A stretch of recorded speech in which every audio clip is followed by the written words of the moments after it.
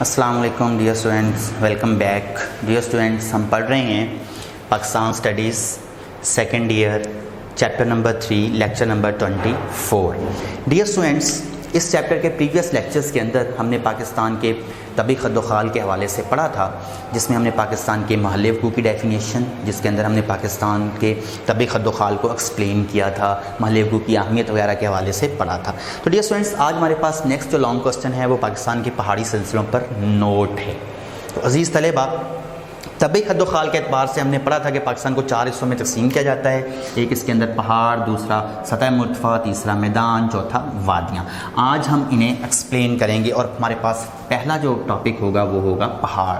تو ہم نے پہاڑی سلسلوں پر نوٹ لکھنا ہے۔ عزیز طلبہ، جب ہم ٹیکسٹ بک کا مطالعہ کرتے ہیں تو پاکستان کے پہاڑی سلسلوں پر نوٹ ہمیں ایک مشکل لانگ کوسچن لگتا ہے۔ ہم سمجھتے ہیں کہ یہ بہت مشکل ہے، اسے یاد کرنا مشکل ہے، لیکن عزیز طلبہ حقیقت اس کے برعکس ہے۔ میں آپ لوگوں کو یقین دلاتا ہوں کہ اگر آپ فوکس کریں گے تو یہ پورے چیپٹر کے اندر دیگر ٹاپکس کی نسبت یہ سب سے آسان ٹاپک ہے۔ صرف لکھنے کا طریقہ کار اور اہم چیزیں اور جو گائیڈ لائن میں آپ کو بتاؤں گا، آپ انہیں اچھی طرح سے سمجھ لیں گے۔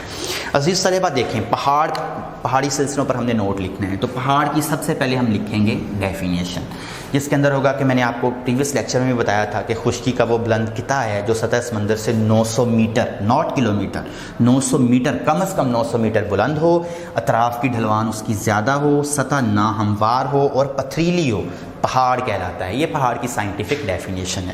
آپ سب سے پہلے پہاڑ کی ڈیفینیشن لکھ دیں گے کہ آپ جس ٹاپک پر نوٹ لکھنے جا رہے ہیں، پہاڑی سلسلوں پر نوٹ لکھنے جا رہے ہیں، تو بیسیکلی پہاڑ ہوتے کیا ہیں۔ نیکسٹ ڈیئر اسٹوڈنٹس، آپ بتائیں گے کہ پاکستان کو درج ذیل 3 پہاڑی سلسلوں میں تقسیم کیا جاتا ہے۔ ٹیکسٹ بک پر بھی موجود ہے یہ سینٹینس۔ اس میں سب سے پہلے ایک پاکستان کے شمالی پہاڑی سلسلے، نمبر 2 پاکستان کے مغربی پہاڑی سلسلے، شمال مغربی پہاڑی سلسلے، اور نمبر 3 مغربی پہاڑی سلسلے۔ شمال مغربی کو وسطی پہاڑی سلسلے بھی کہتے ہیں، وسطی پہاڑی سلسلے۔ یہ تو وسطی پہاڑی سلسلے بھی آپ کہہ سکتے ہیں شمال مغربی پہاڑی سلسلوں کو۔ تو جرنلی ہم پاکستان کے پہاڑی سلسلوں کو 3 حصوں میں تقسیم کر لیتے ہیں۔ نمبر 1 شمالی، نمبر 2 شمال مغربی، اور نمبر 3 مغربی۔ تو ڈیئر اسٹوڈنٹس، پاکستان کے شمال سے لے کر مغرب تک، شمال مغرب اور مغرب، ترتیب سے پہاڑی سلسلوں کا ایک رینج ہے، سلسلہ ہے، ایک ترتیب سے پہاڑی سلسلے چلتے چلے جاتے ہیں۔ تو شمالی، شمال مغربی اور مغربی۔ تو اس طرح سے بطور MCQ بھی آپ یاد رکھیں گے کہ پاکستان کو 3 پہاڑی سلسلوں میں جنرلی تقسیم کرتے ہیں۔ یہ 3 شمالی پہاڑی سلسلے، شمال مغربی پہاڑی سلسلے اور مغربی پہاڑی سلسلے۔ تو عزیز طلبہ، اب ہم انہیں کریں گے ایکسپلین۔ اب ہم نے نیکسٹ پاکستان کے شمالی پہاڑی سلسلے ان کو لکھنا ہے۔ تو ہم جب شمالی پہاڑی سلسلے لکھیں گے تو پہلے بتائیں گے کہ شمالی پہاڑی سلسلوں کو مزید کتنے حصوں میں تقسیم کیا جاتا ہے۔ تو شمالی پہاڑی سلسلوں کو درج ذیل 4 حصوں میں تقسیم کیا جاتا ہے۔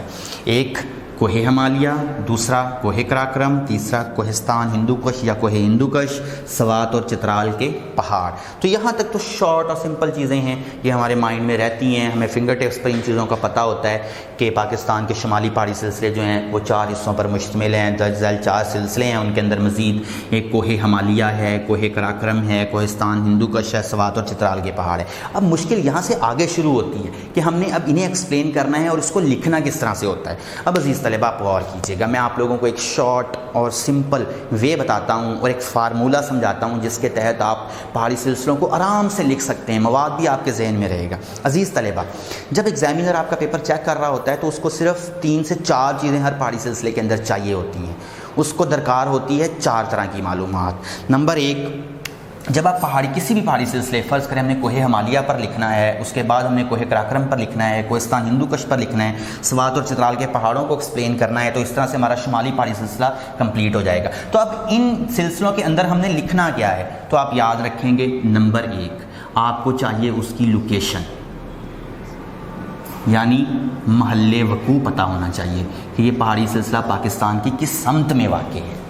نمبر 2، ہمیں جس چیز کی ضرورت ہوگی وہ ہوگی اوسط بلندی۔ نمبر 3 عزیز طلبہ، ہمیں پتہ ہونا چاہیے اہم چوٹی، یعنی ہائیسٹ پیک، اس سلسلے کی ہائیسٹ پیک، اہم چوٹی کون سی ہے، پلس اس کی بلندی کتنی ہے۔ اور آخر میں ہمیں کوئی پتہ ہونا چاہیے کہ اس سلسلے کے اندر اہم مقام کون سا ہے. اہم مقام سے مراد میری کوئی وادی ہو سکتی ہے, کوئی دریا ہو سکتا ہے جو اس سلسلے کے اندر بہتا ہے, کوئی شاہراہ ہو سکتی ہے, اسی طرح سے کوئی اہم درہ ہو سکتا ہے. تو یہ چیزیں ہمیں پتہ ہونی چاہیے جو اس سلسلے کے اندر موجود ہیں. تو عزیز طلباء, طے ہوا کہ ہر سلسلے کو لکھتے وقت ہم 4 چیزوں پر فوکس کریں گے. نمبر 1, ہم دیکھیں گے کہ اس سلسلے کی لوکیشن کیا ہے, اس کی ایوریج ہائٹ یعنی اوسط بلندی کیا ہے, اس کی اہم چوٹی ہائیسٹ پیک اور اس کی بلندی وغیرہ کیا ہے, اور آخر میں ہمیں پتہ ہونا چاہیے نمبر 4 پہ کہ اہم مقام اس سلسلے کے اندر کوئی وادی ہے, کوئی دریا ہے, کوئی شاہراہ ہے, کوئی درہ وغیرہ ہے, تو کوئی ٹنل وغیرہ ہے, تو وہ کون سی ہے. تو عزیز طلباء, اس طرح سے ہم آرام سے پہاڑی سلسلے کو لکھ سکتے ہیں اور یاد رکھ سکتے ہیں. اب دیکھیں, ہم لکھ رہے ہیں شمالی پہاڑی سلسلے. اس میں ہم نے بتا دیا کہ شمالی پہاڑی سلسلے 4 حصوں پر مشتمل ہیں: کوہ ہمالیہ, کوہ قراقرم, کوہ ہندوکش اور سوات اور چترال کے پہاڑ. ہم نے لکھنا ہے کوہ ہمالیہ. اب کوہ ہمالیہ کو لکھتے وقت ہم اپنے اس فارمولے کو مائنڈ میں رکھیں گے کہ یہ 4 چیزیں ہم کس طرح سے لکھ سکتے ہیں اور ہم کس طرح سے یاد رکھ سکتے ہیں. فرض کریں میں لکھتا ہوں نمبر 1, کوہ ہمالیہ کی لوکیشن لکھنی ہے میں لکھتا ہوں کوہ ہمالیہ پاکستان کے شمال میں واقع اہم پہاڑی سلسلہ ہے. ڈیئر اسٹوڈنٹس, آپ کیا سمجھے؟ دیکھیں, آپ شمالی پہاڑی سلسلے لکھ رہے ہیں. شمالی پہاڑی سلسلے 4 حصوں پر مشتمل ہیں. تو شمال میں تو لوکیشن یعنی محل وقوع اور اس کی سمت وغیرہ وہ تو آپ کو آلریڈی پتہ ہے کہ کوہ ہمالیہ پاکستان کے شمال میں واقع اہم پہاڑی سلسلہ ہے, وسیع و عریض رقبے پر پھیلا ہوا ہے, بلند و بالا پہاڑ ہیں, جیسے مرضی جملے ساتھ ایڈ کر دیں. نیکسٹ, دوسرا چاہیے ہمیں اس کی اوسط بلندی. اس سلسلہ کی اوسط بلندی 6500 میٹر ہے. Metre not kilometre, 6500 metre ہے تو اوسط بلندی ہوگی. یہ ہمیں یاد رکھنی ہوگی کہ اس کی اوسط بلندی 6500 میٹر ہے. 2-3 دفعہ دہرائیں گے, یہ ہمیشہ یاد رہے گی. نمبر 3 پہ ہمیں جو چیز چاہیے 1, 2, 3 اہم چوٹی اور اس کی ہائٹ. تو اس میں ہم لکھیں گے اس پہاڑی سلسلہ کی اہم چوٹی یعنی ہائیسٹ پیک جو ہے یا بلند ترین چوٹی نانگا پربت ہے,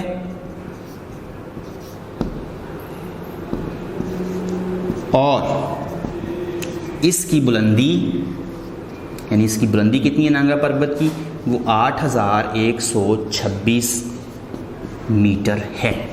تو عزیز طلباء, یہ اس کی ہائیسٹ پیک اور اس کی ہائٹ ہم نے لکھ دی. اب یہ وہ انفارمیشن ہے جو ایگزامینر چیک کرتا ہے. اس کے علاوہ باقی جتنے بھی سینٹینسز آپ لکھیں گے وہ لٹریری ہوں گے, وہ جنرل انفارمیشن ہوگی, وہ بہت سمپل ہوگا, وہ میں آپ کو بعد میں سمجھاتا ہوں. نمبر 4 پہ دیکھیں, ہم نے بتانا ہے اس میں کوئی اہم درہ وغیرہ, کوئی وادی وغیرہ, اہم مقام کوئی ہے تو اس سلسلہ میں اہم وادیاں موجود ہیں جن میں آپ لکھیں وادی کشمیر, وادی ناران, کاغان, سوات, ہنزا وغیرہ. تو عزیز طلباء, اس طرح سے آپ کا یہ کوہ ہمالیہ کمپلیٹ ہو جاتا ہے. اگر آپ اس کی لینتھ بڑھانا چاہتے ہیں, اس کو مزید لکھنا چاہتے ہیں, تو لکھیں پہاڑ بڑے بلند و بالا ہیں, سبز و شاداب ہیں, پہاڑوں پر سارا سال بارش ہوتی ہے, اکثر یہاں پہاڑوں پر جب برف پگھلتی ہے تو ہمارے دریاؤں میں پانی آتا ہے, دریا رواں دواں رہتے ہیں سارا سال ان پہاڑوں پر برف پگھلنے کی وجہ سے. تو اس طرح کے سینٹینسز جو ہیں یہ آپ بک سے ریڈ کریں اور لکھتے چلے جائیں, کوئی ایسی پرابلم نہیں ہے. اصل میں انفارمیشن یہ ہے, اصل میں ٹاپک آپ کا یہ ہے کہ آپ نے پہاڑی سلسلے کو کس طرح سے لکھنا ہے. نیکسٹ ایئر اسٹوڈنٹس, آپ چلے جائیں گے, دیکھیں یہ اس طرح سے ایک حصہ شمالی پہاڑی سلسلے کا کمپلیٹ ہو گیا. دوسرا ہے کوہ قراقرم.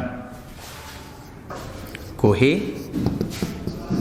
قراقرم, تو کوہ قراقرم کو بھی اسی طرح سے لکھیں. میں اس کو ایکسپلین کر دیتا ہوں, باقی پہاڑی سلسلے آپ خود ایکسپلین کر لیں گے. نمبر 1, سب سے پہلے ہمیں کوہ کیا چاہیے, اس کی لوکیشن, سمت, محل وقوع. تو کوہ قراقرم پاکستان کے کہاں ہے, شمال میں, کیونکہ ہم شمالی پہاڑی سلسلہ لکھ رہے ہیں. پاکستان کے شمال میں واقع ہے. نمبر 2 اب ہمیں چاہیے اس کی ایوریج ہائٹ، تو کوہ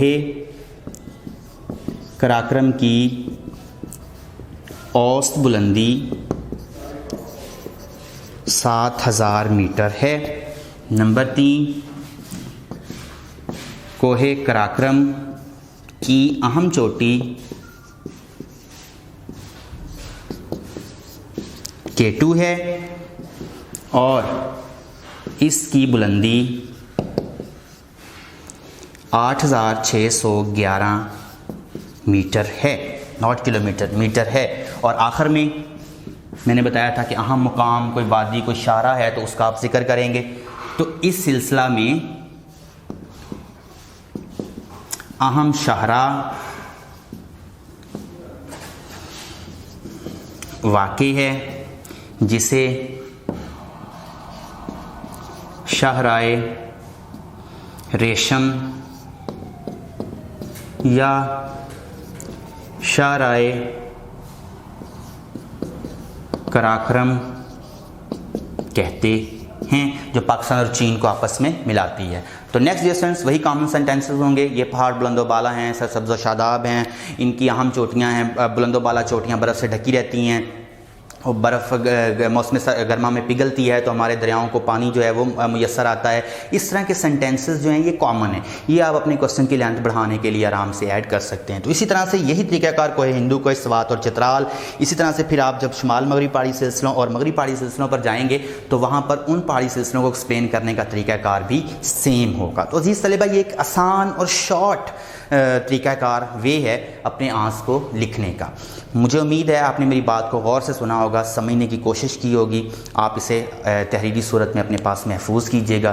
انشاءاللہ نیکسٹ لیکچر میں آپ سے دوبارہ ملاقات ہوگی، تب تک اجازت دیں، اللہ حافظ۔